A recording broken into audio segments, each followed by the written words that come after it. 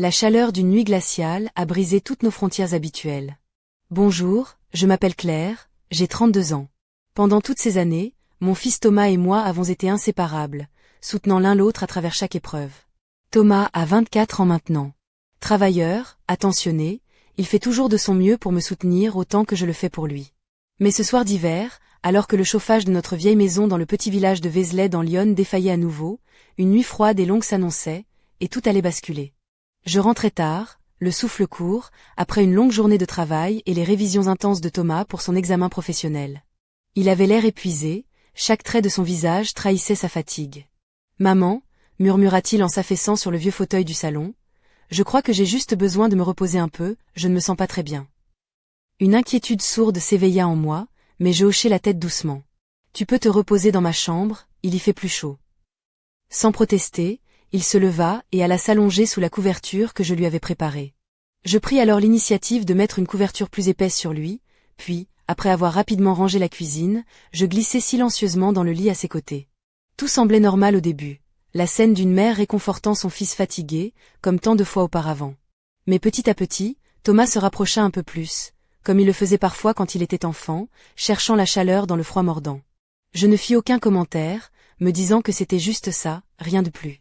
Son corps rayonnait une douce chaleur, et je sentais son souffle ralentir tandis qu'il sombrait dans le sommeil. Le silence dans la chambre était profond, presque apaisant. Je percevais le battement de nos cœurs, un rythme partagé dans cette nuit glaciale. Puis soudain, Thomas remua. Sa main effleura la mienne, d'abord doucement, presque par habitude, mais cette caresse devint plus insistante, plus présente. Un frisson parcourut mon échine, un mélange d'incompréhension et d'étrange émotion. Je me convainquis que ce n'était rien, juste la fatigue, juste un garçon cherchant un peu de réconfort. Mais l'atmosphère changea imperceptiblement, une chaleur nouvelle s'installa entre nous, une tension silencieuse et troublante. Sous la couverture, un contact inattendu effleura mon flanc. Mon cœur s'emballa, pris entre la peur et l'incrédulité. Je restai immobile, respirant à peine, tandis que les pensées tourbillonnaient dans ma tête. « Ça va passer », me répétais-je en silence. Mais plus j'essayais de me rassurer, plus l'évidence devenait difficile à ignorer. Chaque mouvement, chaque frôlement de ses doigts semblait éveiller en moi un sentiment que je n'arrivais ni à nommer ni à comprendre. J'essayais de me concentrer sur ma respiration, de calmer ce chaos intérieur. À un moment, Thomas releva la tête et nos regards se croisèrent. Dans ses yeux, je vis une intensité nouvelle, une vulnérabilité que je n'avais jamais perçue. Comme s'il cherchait une réponse muette, une permission silencieuse. Mon cœur manqua un battement. Je lui adressai un faible sourire, espérant dissiper ce lourd silence, mais rien ne vint briser cette tension. Sa main, toujours posée sur la mienne, trembla légèrement, un geste simple, presque innocent, mais qui déclencha en moi un flot d'émotions incontrôlables. Nous restâmes ainsi, sans un mot, prisonniers de ce moment étrange et suspendu. La pièce semblait emplie d'un poids invisible, plus lourd que le froid qui nous entourait. Je ne craignais pas Thomas, mais ce que je commençais à ressentir me déconcertait profondément. Je me répétais sans relâche, « Il est mon fils, Claire, c'est ton fils. » Pourtant, ce lien semblait à cet instant bien plus complexe, plus trouble, que tout ce que j'avais connu auparavant. Je suis restée là, figée, non pas pour encourager quoi que ce soit d'anormal, mais parce que je ne savais plus ce qui était juste. L'air chargé devenait presque palpable, une chaleur lourde et muette. Son souffle était lent et régulier, mais sa présence, si proche, écrasante. Je voulais briser ce silence, dire quelque chose de léger, même insignifiant, pour ramener un peu de normalité. Mais ma bouche restait scellée, les mots se refusaient à sortir, mon cœur battait trop fort, et mes pensées s'égaraient dans un tourbillon confus. Puis, lentement, presque imperceptiblement, ses doigts repoussèrent une mèche de cheveux de mon visage. Ce simple geste, si tendre, réveilla en moi une vague de chaleur inattendue. Je fermai les yeux un instant, tentant de rassembler mes émotions. Quand je les rouvris, Thomas me regardait fixement, ses yeux pleins d'une fragilité brute, d'une peur presque enfantine. Ce n'était plus mon fils que je voyais là, mais un homme perdu dans ses propres sentiments, que personne ne connaissait vraiment. Nous restâmes ainsi, presque immobiles, dans cette chambre où le temps semblait suspendu. Aucun mot ne fut prononcé, mais le silence débordait de questions que nous n'osions pas formuler. Je voulais croire que ce n'était qu'une intensité passagère, un brouillard émotionnel né de la solitude et du froid. Mais son regard, chargé d'attente et d'incertitude, me laissait deviner qu'il en était autrement. Puis, d'un coup, la sonnette de la porte d'entrée retentit. Nous sursautâmes tous deux, comme si la magie fragile venait de se briser. Je me levai précipitamment, soulagé par cette interruption. À la porte, c'était Marc, notre voisin d'en face, un homme d'une 50aine d'années, toujours gentil et serviable. Son sourire chaleureux contrastait avec le regard inquiet qu'il posa sur moi. « Bonsoir, Claire, dit-il doucement, je voulais juste m'assurer que tout allait bien. Il fait très froid dehors, et je me souvenais que vous aviez des problèmes de chauffage. » Je souris, essayant de masquer mon trouble. « Merci, Marc, c'est très gentil. Oui, il fait un peu frais ce soir chez nous. » Il entra, proposant d'examiner la chaudière pendant que je le laissais faire, consciente que Thomas observait la scène du couloir, son regard mêlant curiosité et une tension subtile, presque de la jalousie. Marc échangea quelques mots légers avec moi, demandant si j'avais besoin d'aide, tandis que mes yeux revenaient sans cesse vers Thomas, immobile, silencieux. L'atmosphère se chargea à nouveau d'une gêne palpable. Finalement, Marc conclut que tout semblait fonctionner, me conseillant de l'appeler si nécessaire. Après son départ, je me retrouvai face à Thomas, toujours debout, les bras croisés, le visage fermé. « Ça va ?» demandai-je doucement. Il haussa les épaules, évitant mon regard.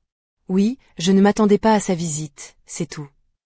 Je voulus dire plus, apaiser ce fossé qui renaissait entre nous, mais il passa devant moi et regagna sa chambre. La porte se referma doucement, me laissant seul dans le couloir. Le silence était revenu, mais il n'avait rien de rassurant. Il semblait chargé, inachevé, lourd de non-dits. Je retournai dans ma chambre et m'assis sur le bord du lit, essayant de démêler ce tourbillon d'émotions. Le regard de Thomas, cette proximité troublante, la visite de Marc, tout avait modifié l'énergie de la maison. Quelque chose avait changé, sans que je puisse dire quoi exactement. Je me sentais prise dans un brouillard dense dont il était impossible de s'échapper. Un léger coup retentit à ma porte. « Entre » murmurai-je. Thomas entra, hésitant, évitant mon regard. Il s'assit à côté de moi, les mains serrées sur ses genoux. Nous restâmes silencieux, l'air chargé d'une incertitude palpable. « Maman » dit-il enfin d'une voix basse, « je suis désolé si ça a été bizarre tout à l'heure. Je ne voulais pas que ça devienne compliqué. » Je le regardai, voyant la tension dans sa mâchoire, la peur dans ses yeux.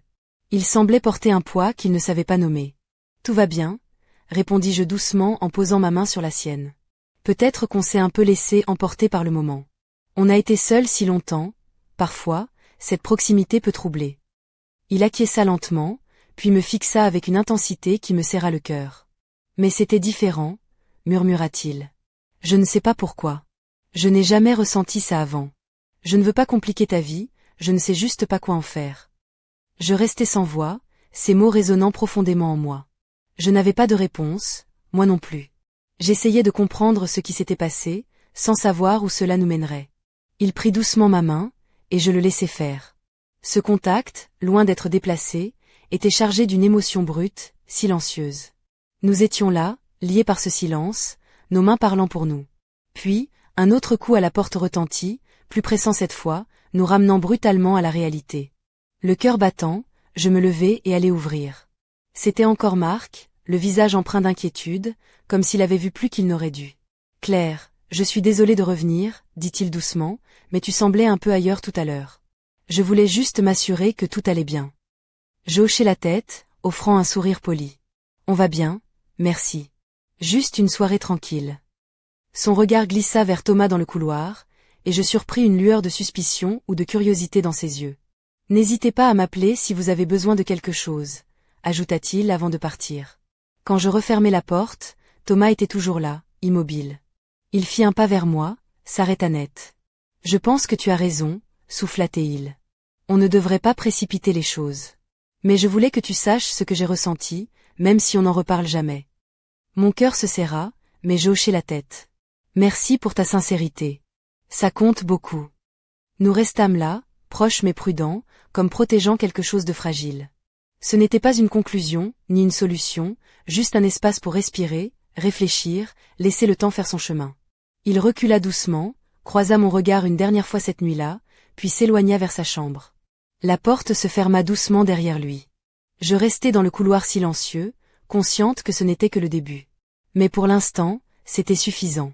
Nous allions affronter ça, lentement, prudemment, ensemble. Ce soir-là, alors que je me laissais tomber sur le vieux canapé du salon, la chaleur d'un feu de cheminée crépitait faiblement, mais ne suffisait pas à dissiper le froid qui s'était installé en moi. La maison semblait étrangement silencieuse, comme si chaque mur retenait son souffle, attentif à ce qui venait de se passer. Thomas était dans sa chambre depuis un moment, et moi, je me retrouvais seule avec ce tumulte intérieur que je n'arrivais pas à calmer. Je me remémorais nos échanges, chaque regard, chaque silence chargé de non-dits. Comment avais-je pu me retrouver à douter de ce lien maternel si fort, à questionner la nature même de cet amour que je portais à mon fils? Pourtant, c'était là, cette étrange frontière qui s'était effacée, ce frisson inattendu qui avait traversé mon corps quand sa main avait effleuré ma joue, ce regard intense chargé d'une émotion que je ne savais pas nommer. Je me levai pour aller à la fenêtre. Dehors, Vézelay était plongé dans la nuit d'hiver, les ruelles pavées baignées par la lumière douce des réverbères. Le vent soufflait faiblement, faisant bruisser les branches des vieux tilleuls. Je me demandais si les habitants de ce village, si simple en apparence, pouvaient comprendre ce que je vivais. Était-ce seulement un moment d'égarement, ou quelque chose de plus profond, de plus dangereux? Mes pensées furent interrompues par un léger bruit venant du couloir. Je me retournai pour voir Thomas apparaître dans l'encadrement de la porte, ses yeux cherchant les miens. Il portait un vieux pull en laine, un peu trop grand, et un jean usé, ses pieds nus effleurant le sol froid. Son expression était hésitante, comme s'il pesait chaque mot avant de parler. « Maman, murmura-t-il, je n'arrive pas à dormir. » Je fis un pas vers lui, sentant cette familiarité qui nous unissait depuis toujours. « Viens, assieds-toi ici avec moi. » Il s'installa à mes côtés, et pour un instant, le poids de la soirée sembla s'alléger. Nous regardions le feu danser, le silence nous enveloppant comme un voile protecteur. Puis, d'une voix basse, presque brisée, il reprit « Je ne comprends pas ce que j'ai ressenti, ni pourquoi ça m'a autant troublé. C'est comme si une part de moi avait changé ce soir. » Je posai une main sur son épaule, sentant la tension dans ses muscles. « Moi aussi, Thomas. Je suis perdu. Mais je sais que quoi qu'il arrive, je serai là pour toi. Toujours. » Il hocha la tête, les yeux brillants. Puis, comme s'il cherchait à chasser un poids invisible, il se leva lentement. « Peut-être qu'on devrait essayer de dormir, » dit-il en s'éloignant vers sa chambre, sa voix se brisant légèrement. Je le regardai s'éloigner, son dos légèrement voûté, et je réalisai combien cet homme, mon fils, portait en lui une fragilité que je n'avais jamais vue auparavant. Nous étions tous les deux suspendus à ce fil invisible, entre l'enfance et l'âge adulte, entre le connu et l'inconnu. Je restai là, seul, le silence de la maison devenant presque assourdissant. Je savais que cette nuit marquait un tournant, un instant où tout pouvait basculer. Et pourtant, je ne pouvais ni fuir ni affronter pleinement ce qui venait de se passer. Je devais apprendre à vivre avec ce poids, avec cette ambivalence qui s'était immiscée entre nous. En fermant les yeux, je me promis d'être forte, de garder notre lien intact, malgré les tempêtes invisibles qui menaçaient de tout emporter. Mais au fond de moi, une question restait suspendue, telle une ombre menaçante. Jusqu'où cette nuit allait-elle nous mener? Et surtout, comment allions-nous surmonter ce qui venait de naître entre nous, dans le secret de cette maison si paisible en apparence? Le feu s'éteignit lentement, laissant place à l'obscurité. Et dans ce silence glacé, je sentis une inquiétude sourde grandir, promettant que rien ne serait plus jamais comme avant. Le lendemain matin, la lumière grise de l'hiver filtrait à travers les volets de ma chambre, dessinant des lignes pâles sur le parquet ancien. Je restai un moment immobile, allongé sous mes draps, le souvenir de la nuit précédente pesant lourd sur ma poitrine. Thomas était encore endormi dans sa chambre, mais je savais qu'il ne trouverait pas facilement le repos. Je me levai lentement, enfilai un peignoir de soie couleur crème, légèrement transparent, qui glissait délicatement sur ma peau. Mes pieds nus effleurèrent le sol frais, et je me dirigeai vers la cuisine, où l'odeur du café fraîchement moulu commençait à envahir la pièce. Sur la table, une petite assiette de croissants dorés attendait, un contraste réconfortant avec la froideur qui régnait dans mon esprit. Alors que je préparais le café, je repensais à Thomas, à son regard troublé, à la vulnérabilité qu'il avait laissé entrevoir. Comment aurais-je pu prévoir qu'une nuit si ordinaire bouleverserait notre relation au point de la fragiliser? Depuis toujours, nous avions été un duo inséparable, un refuge l'un pour l'autre face aux tempêtes de la vie. Mais cette proximité s'était transformée, avait pris une teinte nouvelle, déroutante, presque interdite. Je songeais à la maison qui nous entourait, cette bâtisse en pierre de Bourgogne, héritée de mes grands-parents. Chaque pièce semblait empreinte de souvenirs, de rires, de larmes, mais jamais de cette tension lourde qui s'était installée. Le vieux parquet craquait sous mes pas, comme pour me rappeler que le passé ne pouvait être effacé, mais seulement confronté. Un coup léger à la porte me tira de mes pensées. C'était Thomas, vêtu d'un pull en laine épaisse, ses cheveux en bataille, les yeux cernés. Il s'assit à la table, évitant mon regard, ses mains jouant nerveusement avec la tasse de café. « Bonjour » murmura-t-il. Sa voix était douce, mais chargé d'une émotion que je peinais à décrypter. Je lui souris, essayant d'imprimer dans ses traits une douceur rassurante. « Bonjour, mon chéri. Tu as bien dormi ?» Il secoua la tête, un léger sourire triste aux lèvres. « Pas vraiment. J'ai repensé à hier soir. À ce qui s'est passé. » Je hochai la tête, sentant mon cœur se serrer. Moi aussi. Je crois que nous devons parler, essayer de mettre des mots sur ce qui nous trouble. Il inspira profondément, puis se lança. Je ne sais pas comment dire ça sans que ce soit étrange, mais c'est comme si une partie de moi voulait franchir une frontière qu'on avait toujours respectée. Je sentis un frisson parcourir mon échine, mais je gardai mon calme, posant une main sur la sienne. Thomas, ce que tu ressens n'est pas facile, et moi non plus je ne sais pas comment gérer ça. Mais je sais une chose, notre lien est plus fort que tout. Il me regarda, ses yeux brillants de larmes contenues. J'ai peur que ça change tout entre nous. Que ça détruise ce qu'on a. Je serrai sa main doucement, le regardant droit dans les yeux. Rien ne peut détruire ce que nous avons construit. Mais nous devons être honnêtes, même avec ce qui est difficile. Un silence s'installa, lourd et chargé de non-dits. Puis Thomas se leva, s'approcha de la fenêtre, observant les rues calmes de Vézelay, encore couvertes d'un léger givre matinal. « Je ne veux pas te perdre, maman. » Je me levai à mon tour, le rejoignis, et posai une main sur son épaule. « Tu ne me perdras jamais, Thomas. Mais il faudra du temps pour comprendre ce que nous vivons. » La journée s'étira lentement, rythmée par des gestes familiers et des silences pesants. Chaque regard échangé semblait porter le poids d'un secret trop lourd à porter seul. Mais au fond de moi, je savais que ce n'était pas seulement une question de temps, mais de courage. Le courage d'affronter ce qui semblait défendu, d'ouvrir des portes que nous avions toujours laissées fermées.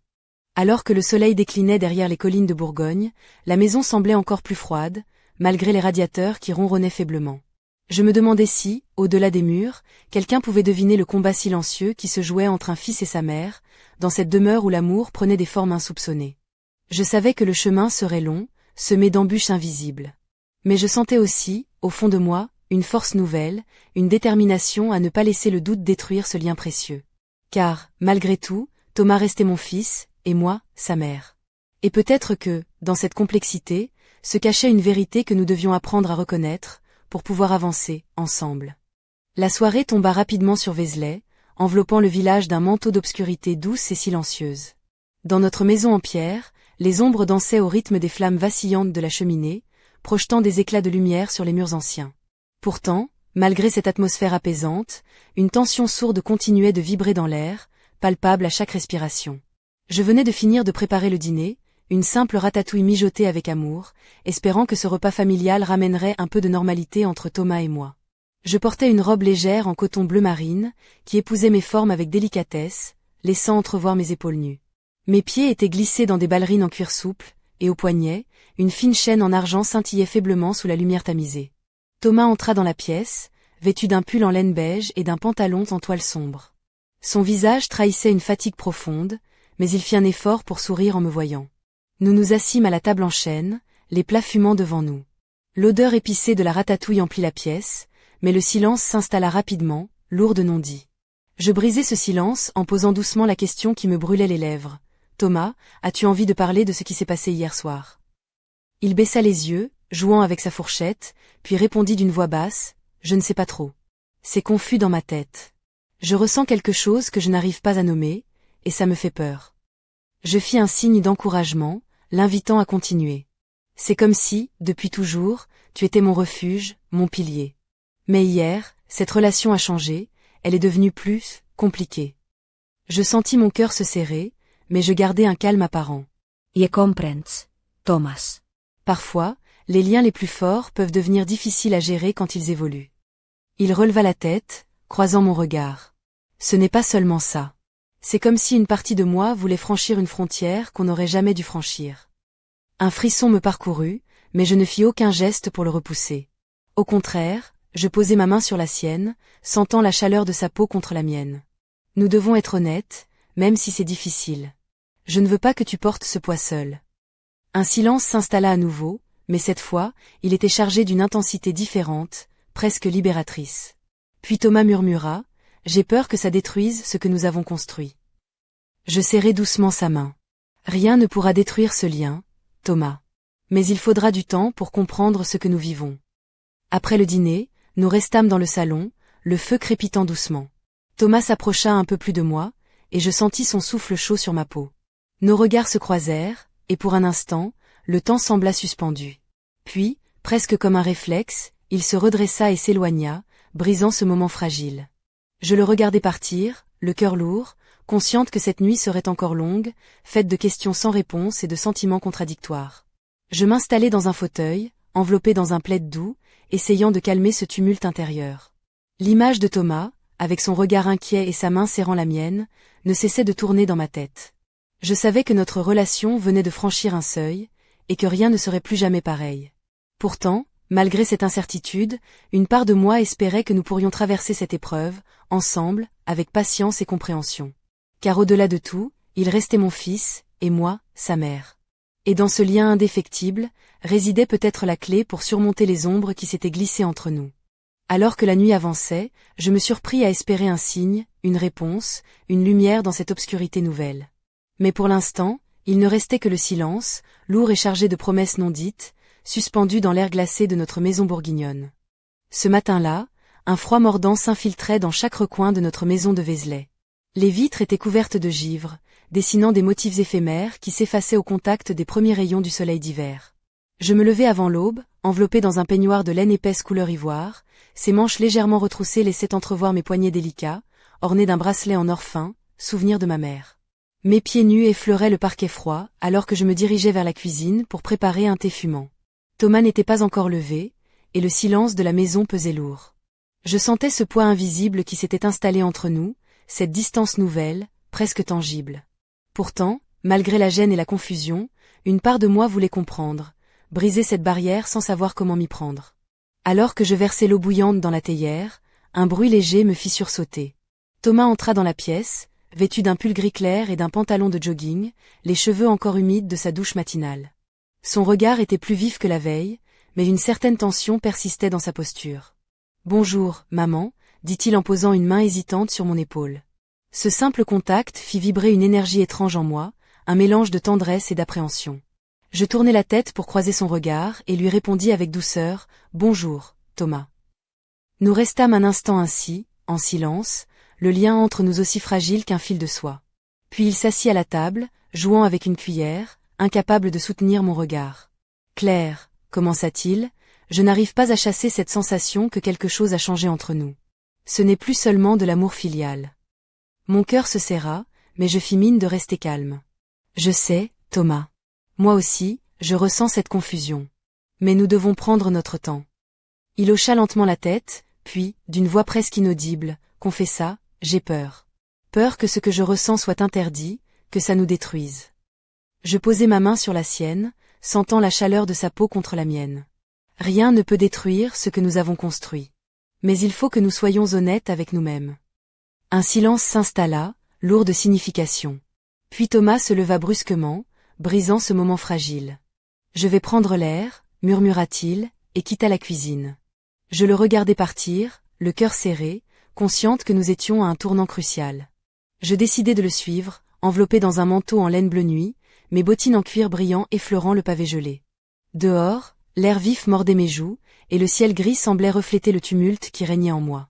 Thomas marchait lentement, la tête baissée, ses mains enfoncées dans les poches de sa veste. Je le rejoignis, prenant soin de ne pas l'effrayer, et marchai à ses côtés. Le silence entre nous était lourd, mais chargé d'une complicité nouvelle, presque douloureuse. « Thomas, dis-je enfin, peu importe ce que nous ressentons, nous devons rester unis. Ce qui nous lie est plus fort que tout. » Il hocha la tête, et pour la première fois depuis des jours, un léger sourire traversa ses lèvres. « Je ne veux pas te perdre, maman. » Je lui pris la main, serrant doucement ses doigts. « Tu ne me perdras jamais. Nous trouverons une façon de traverser cela, ensemble. » Alors que nous marchions dans les rues désertes de Vézelay, enveloppés par le silence de l'aube naissante, une certitude s'imposa à moi. Malgré la tempête qui grondait entre nous, notre amour resterait le phare qui nous guiderait, même dans les nuits les plus sombres. Je n'aurais jamais imaginé que cette nuit glaciale bouleverserait à ce point notre vie, Thomas et moi. Depuis toujours, nous avions été un duo fusionnel, complices dans chaque épreuve, unis par un lien indéfectible de confiance et d'amour maternel. Pourtant, ce qui s'était passé, ce frisson étrange et interdit, avait tout changé. Je me retrouvais face à un tourbillon d'émotions contradictoires, tiraillé entre l'intime et l'inacceptable, entre la peur et la tendresse. Assise sur le rebord de mon lit, enveloppée dans une chemise de nuit en soie ivoire, je tentais de rassembler mes pensées. Mes mains tremblaient légèrement, et mes yeux, lourds de fatigue, se perdaient dans le vide. Chaque battement de mon cœur résonnait comme un écho douloureux dans le silence de la chambre. La sensation de proximité avec Thomas, sa main posée sur mon épaule, son regard chargé d'une intensité nouvelle, tout cela tournait en boucle dans mon esprit. Je me demandais comment nous en étions arrivés là. Était-ce la solitude, le froid, la fatigue accumulée? Ou bien quelque chose de plus profond, une faille invisible dans notre relation, qui s'était ouverte sans que nous ne la voyions venir? Je repensais à ses gestes, à ses yeux, à cette vulnérabilité qu'il avait révélée, si loin de l'insouciance de l'enfance. Je me sentais coupable, confuse, mais aussi étrangement apaisée par cette proximité nouvelle, aussi troublante soit-elle. Je me persuadais que tout cela n'était qu'un moment d'égarement, une illusion née de la fatigue et du froid. Pourtant, au fond de moi, une voix silencieuse murmurait que rien ne serait plus jamais comme avant. Je m'imaginais 1000 scénarios pour résoudre cette situation, cherchant désespérément une issue qui préserverait notre amour sans briser les barrières essentielles. Peut-être devrions-nous prendre de la distance, mettre des mots sur ce que nous ressentions, ou simplement attendre que le temps efface cette confusion. Mais chaque option semblait fragile, incertaine, comme un équilibre précaire sur le fil du rasoir. Je me rappelais les paroles de Thomas, sa peur, son désir de ne pas me perdre.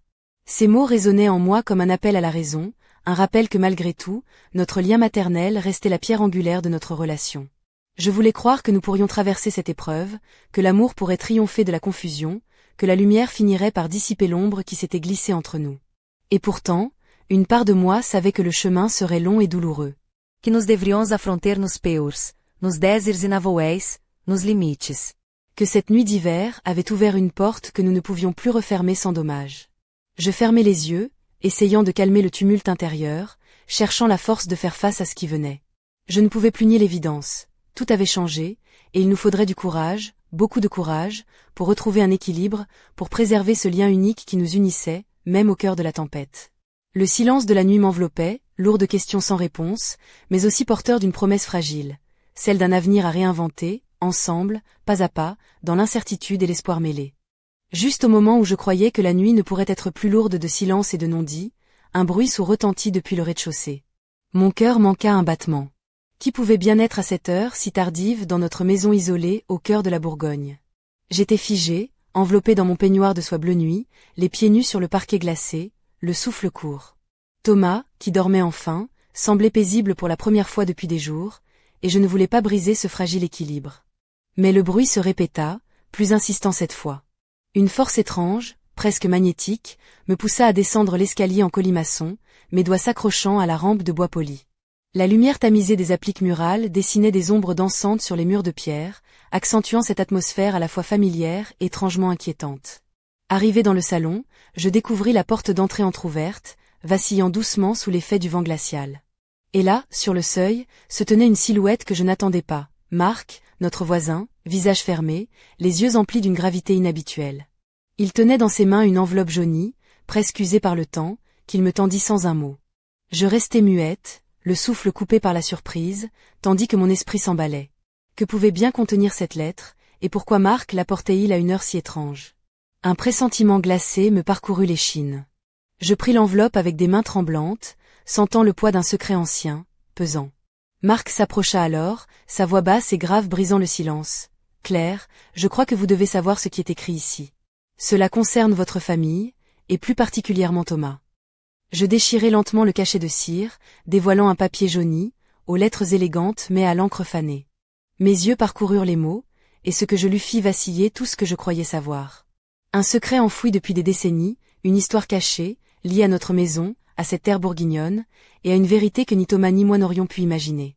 Le document révélait une filiation oubliée, une liaison secrète entre mon arrière-grand-mère et un homme mystérieux, dont la lignée semblait avoir laissé une empreinte invisible, mais lourde de conséquences.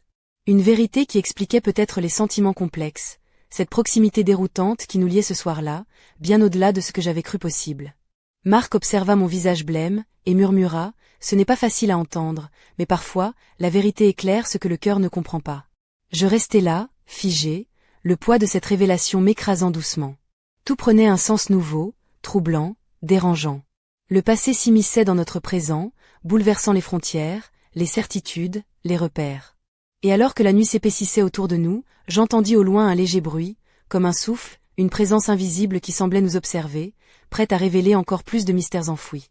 Ce secret, je le sentais, n'était que le début d'une histoire bien plus profonde, plus dangereuse, qui allait nous entraîner, Thomas et moi, dans un tourbillon dont nous ne pouvions encore mesurer l'ampleur. La lettre tremblait entre mes doigts, presque brûlante malgré le calme glacial de la nuit. Chaque mot semblait résonner dans la pièce, éveillant en moi une tempête d'émotions que je n'arrivais ni à contrôler ni à comprendre. Marc me regardait avec une gravité lourde de sens, comme s'il portait le poids de cette histoire depuis bien longtemps. « Claire, dit-il doucement, cette révélation change tout. Ce que vous ressentez avec Thomas, ce n'est pas simplement le fruit du hasard. » Je levai les yeux vers lui, cherchant dans son regard une confirmation, une explication. Il hocha lentement la tête. « Votre famille est liée par un secret ancestral, un lien complexe et interdit, transmis de génération en génération. Ce lien explique cette proximité, cette confusion que vous vivez. » Mon cœur battait à tout rompre, comme si chaque battement faisait éclater un peu plus la réalité que j'avais connue jusqu'ici. Je sentais une sorte de vertige m'envahir, mêlé à une peur sourde, mais aussi à une étrange forme de libération. Comprendre, enfin. Mais à quel prix? Marc fit un pas en arrière, posant la lettre sur la table basse, comme pour marquer la distance entre ce passé lourd et notre présent fragile. Je suis là pour vous aider, Claire. Mais vous devez être prête à affronter ce que cela implique. Je restais silencieuse, les yeux fixés sur le papier jauni, relisant encore et encore les phrases qui révélaient une vérité insoupçonnée. La maison elle-même semblait retenir son souffle, comme si elle attendait que je décide de ce que je ferais de ce secret. Soudain, un bruit sourd retentit derrière moi, un craquement léger mais distinct. Je me retournai brusquement, le cœur battant, pour voir Thomas qui se tenait dans l'encadrement de la porte, les yeux larges, emplis d'une inquiétude sincère. Son regard croisa le mien, et dans ce silence chargé, je compris qu'il avait entendu une partie de notre conversation. Je fis un pas vers lui, tendant la main, cherchant à apaiser cette tension qui montait entre nous. « Thomas, il y a des choses que nous devons comprendre ensemble. Des vérités qui expliquent ce que nous ressentons. » Il hocha la tête lentement, mais ses yeux trahissaient une confusion profonde, un mélange de peur et de curiosité. « Maman, murmura-t-il, je veux comprendre, mais j'ai peur de ce que ça signifie. » Je l'attirai contre moi, sentant son corps frémir d'incertitude. « Nous affronterons ça ensemble, mon fils. Peu importe ce que le passé cache, notre lien reste plus fort que tout. » Mais au fond de moi, une inquiétude grandissait. Cette révélation n'était que le début d'un voyage aux frontières du connu, une plongée dans des mystères que nous n'étions pas sûrs de pouvoir maîtriser. Et alors que la nuit enveloppait la maison, je sentais qu'un autre secret, plus sombre, plus profond, attendait dans l'ombre, prêt à surgir et à bouleverser définitivement nos vies. L'atmosphère dans la pièce devint soudain irrespirable, comme si le poids des secrets révélés saturait l'air de leur densité oppressante. La maison, jadis refuge chaleureux, se transformait en un labyrinthe d'ombre, où chaque murmure semblait s'amplifier, chaque regard chargé d'une intensité presque insoutenable. Thomas et moi étions comme suspendus dans un espace-temps où réalité et mystère s'entremêlaient dangereusement. Je sentais son corps tout contre le mien, son souffle irrégulier, tandis que nos mains restaient liées, cherchant dans ce contact la force de traverser l'inconnu. Mais ce qui venait d'être dévoilé n'était qu'un fragment d'une énigme bien plus vaste, une toile tissée de non-dits, de passions interdites et de liens ancestraux qui défiaient les lois du temps et de la morale. Le cri d'un corbeau s'éleva soudain au dehors, brisant le silence lourd comme un glas sinistre. La nuit semblait s'épaissir, engloutissant les moindres lueurs d'espoir dans un abîme de ténèbres. Une tension électrique parcourait la pièce, vibrant au rythme de nos cœurs battants, comme si la maison elle-même réagissait à cette révélation, prête à déchaîner les forces enfouies dans ses murs centenaires. Je sentis une présence, une ombre mouvante qui semblait glisser entre les meubles, une silhouette insaisissable qui allait au-delà de la simple réalité. L'air se chargea d'une énergie palpable, presque surnaturelle, et le sol vibra sous nos pieds, comme si la terre elle-même grondait de colère ou de douleur. Thomas serra ma main avec une force nouvelle, ses yeux cherchant désespérément les miens, implorant une réponse que je n'avais pas. Je sentais en lui un tourbillon d'émotions contradictoires, peur, curiosité, désir de comprendre et besoin de fuir. Un miroir fidèle de ce que je vivais. Les murs semblaient se resserrer autour de nous, les ombres s'étirant, dansant au rythme d'une mélodie silencieuse qui n'appartenait qu'à cette maison. Un frisson me parcourut, mélange d'effroi et d'excitation, une sensation presque hypnotique qui me maintenait figé entre l'attraction et la répulsion. Je savais que ce moment était un point de bascule, un instant suspendu où le passé, le présent et le futur se confondaient dans une étreinte indissociable. Nous étions à la croisée des chemins, sur le seuil d'une vérité dont l'ampleur dépassait tout ce que nous avions imaginé. Et dans ce silence chargé de promesses et de menaces, je compris que ce que nous avions vécu n'était que le prélude à une saga bien plus intense, plus déroutante, où chaque pas nous entraînerait plus profondément dans un labyrinthe d'émotions, de secrets et de désirs inavoués. Le temps semblait s'être arrêté, mais au fond de moi, je savais que la tempête allait bientôt éclater, emportant tout sur son passage, ne laissant derrière elle que les débris d'un monde que nous avions cru connaître. Et alors, dans l'obscurité, une seule question criait silencieusement. Jusqu'où serions-nous prêts à aller pour affronter la vérité? Les premières lueurs de l'aube filtraient à peine à travers les volets, projetant sur les murs de la chambre des ombres longues hésitantes. Pourtant, dans cette maison ancienne de Vézelay, rien ne semblait vouloir revenir à la paix. La tension accumulée au fil des nuits et des révélations pesait comme une chape invisible, saturant chaque respiration, chaque regard échangé entre Thomas et moi. Je portais une robe de lin blanche, simple mais élégante, qui glissait doucement sur mes courbes, contrastant avec la lourdeur qui pesait sur mon esprit. Mes cheveux, relevés en un chignon lâche, laissaient échapper quelques mèches rebelles qui caressaient mon cou. Mes pieds nus touchaient le parquet froid, rappel brutal de la réalité qui nous entourait. Thomas était là, assis au bord du lit, le visage marqué par la fatigue et l'angoisse. Ses yeux, d'un bleu profond, cherchaient désespérément une réponse que je ne savais pas lui donner. Il semblait à la fois si proche et pourtant si lointain, comme un voyageur perdu entre deux mondes. « Claire, » murmura-t-il enfin, sa voix brisée par l'émotion, « que va-t-il se passer maintenant? Sommes-nous condamnés à porter ce fardeau pour toujours ?» Je pris une profonde inspiration, sentant le poids de ces mots s'enfoncer dans mon cœur. « Je ne sais pas, Thomas. Mais je sais que nous ne pouvons pas fuir ce que nous sommes, ni ce que le passé a laissé derrière lui. » Un silence lourd s'installa, chargé de non-dits et de promesses invisibles. Puis, soudain, un bruit sourd retentit au bas de l'escalier, comme un avertissement, un rappel brutal que le temps de l'innocence était révolu. Je me levai, serrant la main de Thomas avec une détermination nouvelle. Nous devons affronter cette histoire, ensemble. Peu importe les obstacles, les doutes, ou les peurs. Il hocha la tête, ses yeux brillant d'une lumière mêlée de peur et de courage. Ensemble, répéta-t-il, comme une promesse, un serment.